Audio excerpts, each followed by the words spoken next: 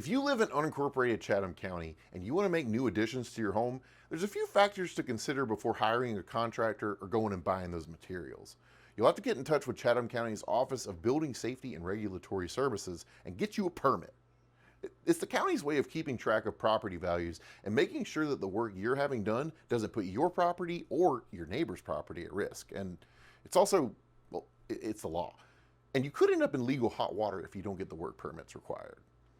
But you don't need a permit to learn. So sit back, relax, and permit yourself to join us for a few enlightening minutes. This is Gov101.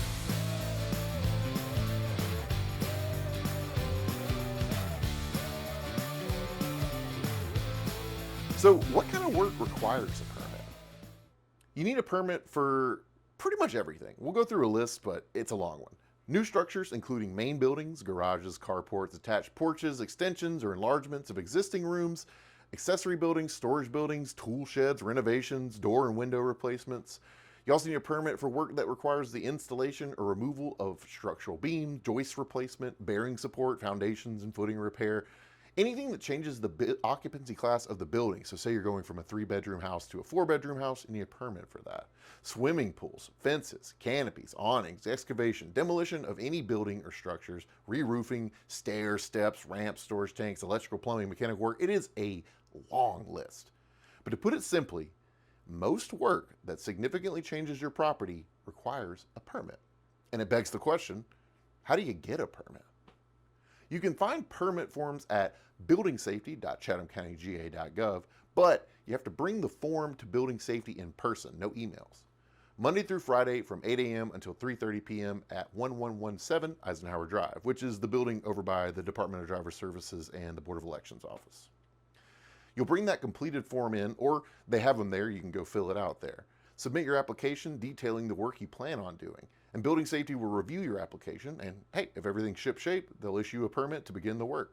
Then you go do the work, or you have the contractor do the work. And once that's done, Building Safety will send out an inspector to make sure that everything is up to code. And if it is, hey, good job, you're done, you did it.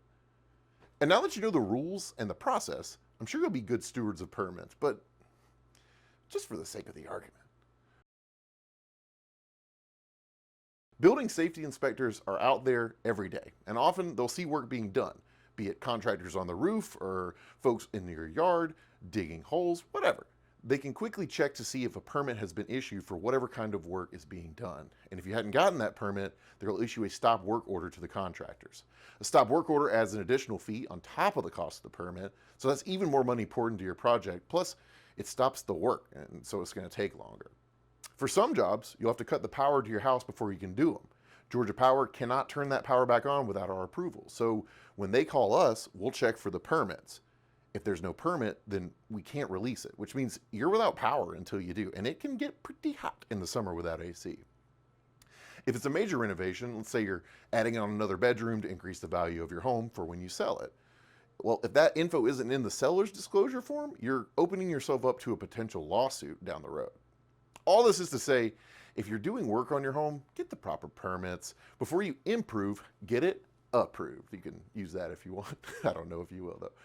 If you're hiring a contractor to do work on your home, make sure that they have a permit. It's a physical piece of paper, so they should have it. And there's a penalty after the fact. The bill will go to the property owner, not the contractor.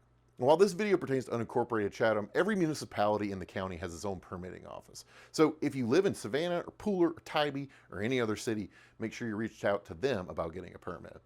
And from a high level, that's the permitting process for doing work in Chatham County.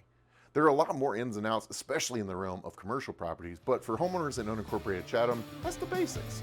So thanks for joining us. We appreciate you coming and watching us on this episode of Gov101. And remember, keep on the favorites.